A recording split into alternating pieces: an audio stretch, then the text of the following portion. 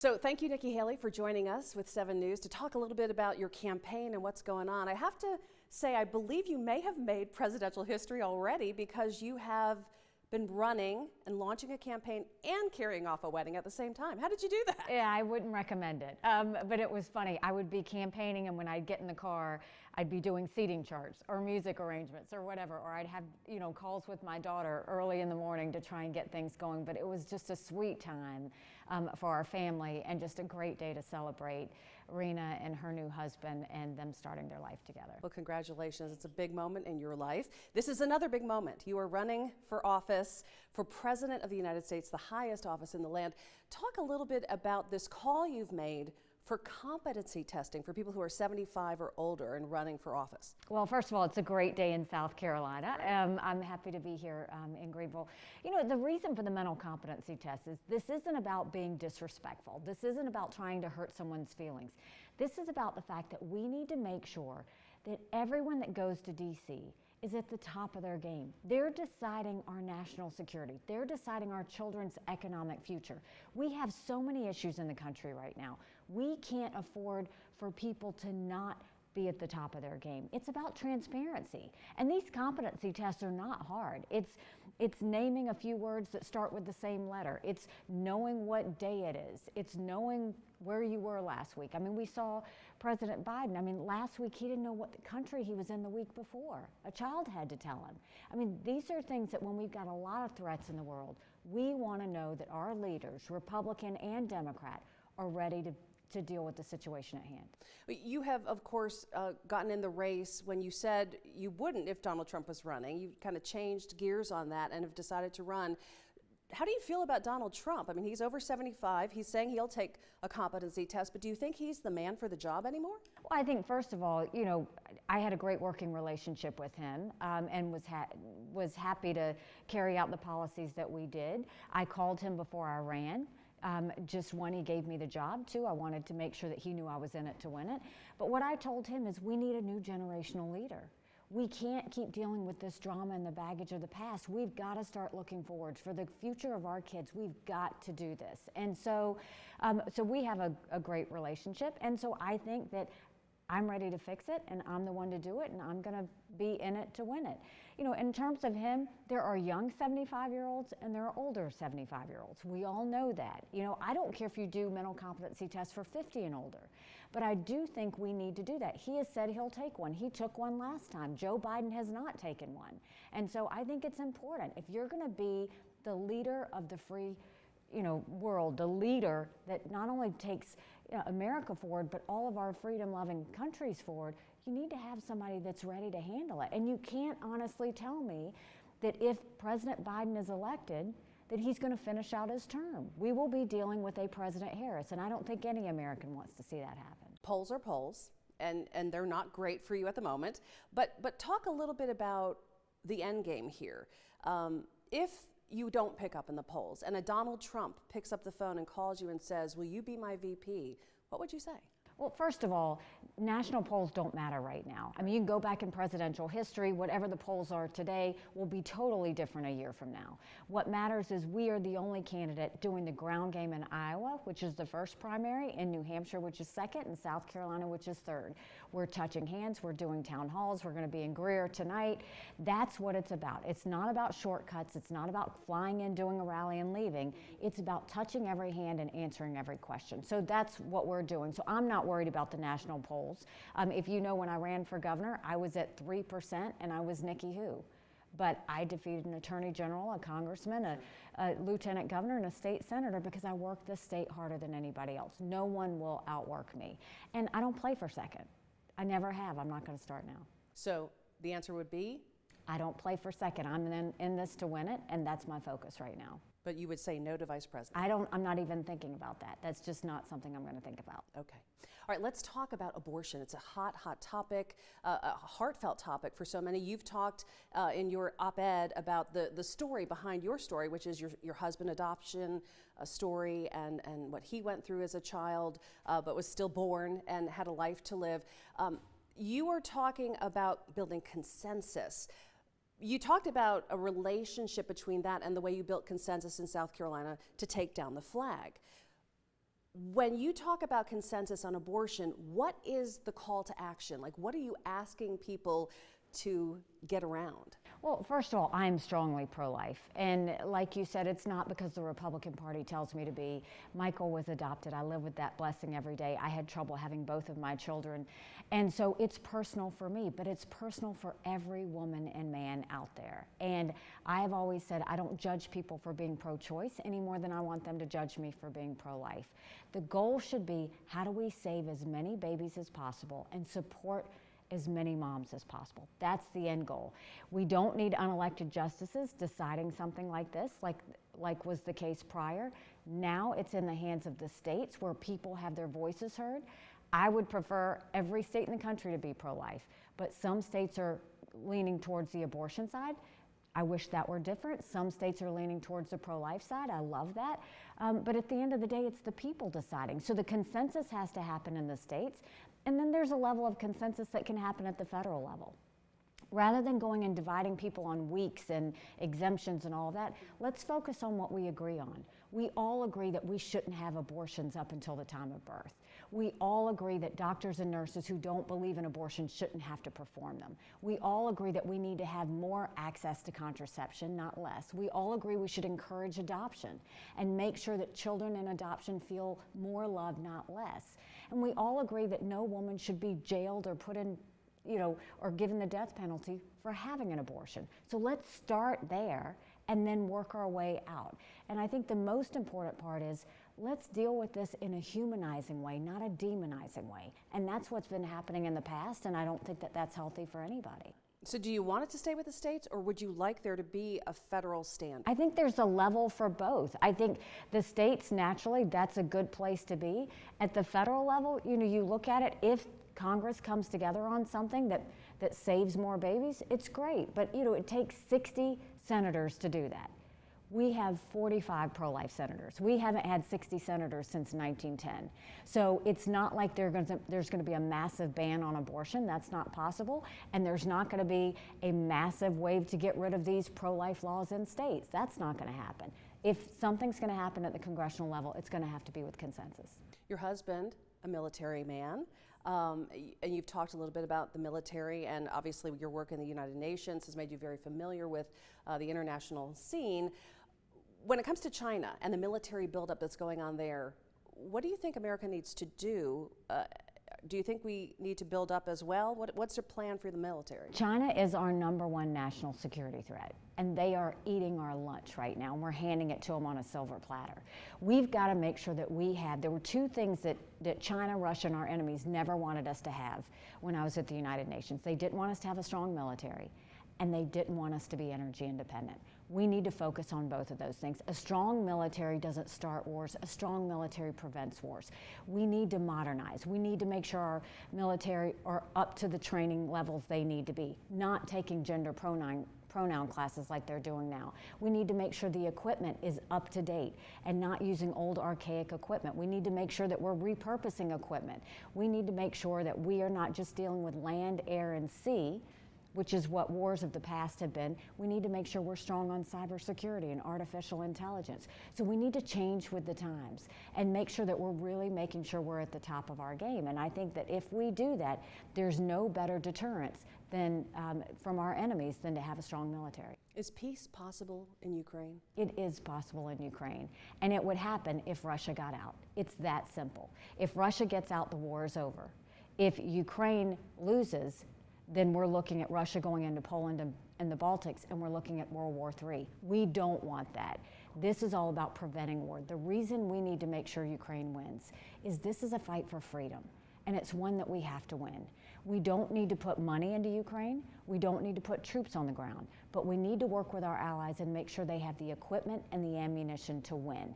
What we have seen is Russia is losing. We know that because they're getting drones from Iran, they're getting missiles from North Korea. They've raised the draft age in Russia to 65. They just recently pulled people off the streets and gave them shovels to fight with. Putin knows he's getting into a corner. We need to be so strong that he pulls out. That's the key. And so we can't let up. At this point, we need Ukraine to win. If Ukraine wins, it sends a message to China. When it comes to Taiwan, it sends a message to Iran that wants to build a bomb. It sends a message to North Korea. on testing ballistic missiles, and it sends a message to Russia not to invade any other freedom-loving country. The delicate dance right now with interest rates, inflation, what do you think the recipe is to get America back on track on the financial side of things? Well, I think certainly stop the spending, stop the borrowing, but let's look at what got us here. You know, you look at the fact that everybody wants to blame Biden. That's easy. Our Republicans did this to us too. The spending is out of control, the borrowing is out of control. Congress passed that $2.2 trillion COVID stimulus plan with no accountability.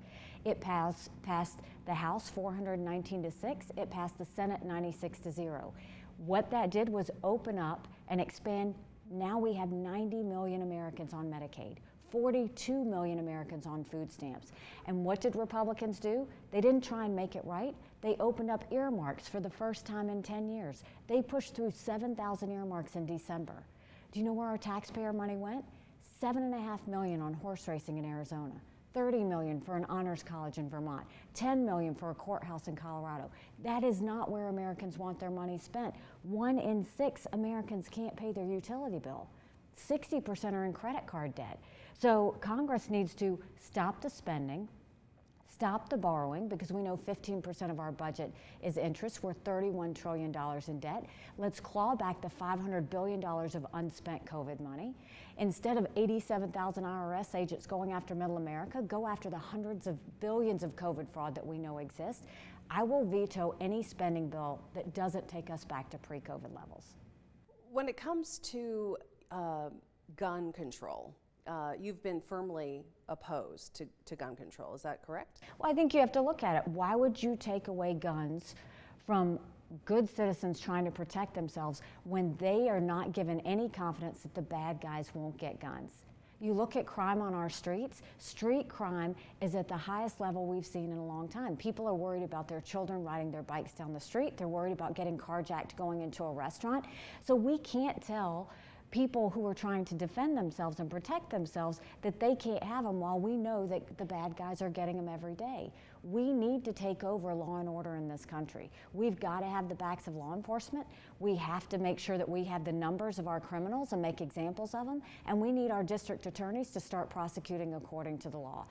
That's how we start as we go forward. And then we have to deal with the cancer that has never been dealt with in America, and that's mental health. We have a serious mental health crisis. We have far few therapists. Insurance doesn't cover it. It's highly expensive, and 1 in 4 Americans has a mental health issue. But if treated, they live a perfectly normal life. So we've really got to get our arms wrapped around that as well. Okay, you posted a picture recently that got a little bit of activity on a gun that you were talking about, a military supplier that was supplying these fantastic, huge military weapons. But I was in a hair salon yesterday, and I'm interviewing Nikki Haley. What would you like me to ask? And they were like, ask her to stop posting pictures like that. And these are conservative women. And they said because they felt like with all the shootings that are going on, that imagery isn't helpful. Do you have any regrets about posting a picture like that? Not at all. I was at Sig Sauer in Iowa. They, for the first time in decades, are giving us our latest and greatest modernized military guns that we need. This is what people like Michael will use and all of our military men and women will use if they go to war. They allowed me to see them. I got to see that they're lighter. I got to see that there's more precision in them. I got to see that they actually can penetrate body armor, which our old guns could not do. And so, no, I was proud to see that. Look at what our military is now going to have. Look at what they're going to be able to defend themselves with. And so, I don't think we need to demonize companies who are helping protect our military men and women. I was proud to be there, and I was proud to be able to go and shoot that gun before my husband gets a chance to shoot it. Talk about the border. You took a trip to the border. I watched the interviews that you did afterward. You may have heard about this guy that got in and out of the country 5 times and was arrested for murder in Texas. Talk a little bit about what we know about stopping people from entering this country illegally, what has to be done. Like, what is not being done that is allowing people to keep coming in? Well, and you made a perfect example of how the bad guys get guns, right? And you've got illegal immigrants who are coming in and getting guns or bringing guns in with them. First of all, I think you have to look at, I didn't go to the border and leave. I went along 400 miles of the border, and what I saw was immoral. The idea that when when South Carolinians wake up in the morning, they get their coffee, they watch the news. When those ranchers in Texas get up in the morning, they get their coffee and they go see if anyone died crossing their fence. They go see if there are any little kids that were left behind. That's their day. You go and you look at the fact that they have mounds of clothes, shoes, paraphernalia. There are rape areas near where they live. I talk to sheriffs. Every morning they wake up, they round up a group of illegal immigrants, they turn them over to Border Patrol. Border Patrol documents them and then releases them until their court date 2 or 3 years from now. I talked with Border Patrol and I said, tell me, what are you doing? He said, you know what we are? We're glorified babysitters. They don't let us do our job. 4.8 million illegal immigrants have already crossed the border. When Title 42 lifts next week, it will be 14,000 a day. That's almost 500,000 a month. Think about that. And they're coming through, and the cartels are either trafficking people or they're trafficking drugs. We had enough fentanyl cross the border that would kill every single American last year. The #1 cause of death for adults 18 to 49, fentanyl. And China knows exactly what they're doing when they send it. The cartels are making it, and they're destroying Americans' lives. We've got to make sure we deal with illegal immigration. And when I was governor, I passed one of the toughest illegal immigration laws in the country. We did a mandatory E-Verify that required every business prove that whoever was working for them was here legally. If we did a national mandatory E-Verify program, that would start the ball on stopping that. We need to defund sanctuary cities. We need to fire the 87,000 IRS agents and instead put 25,000 Border Patrol and ICE agents on the ground and let them do their job. We need to make sure that we don't do catch and release. We need to do catch and deport. And we need to go back to remain in Mexico because nobody wants to remain in Mexico.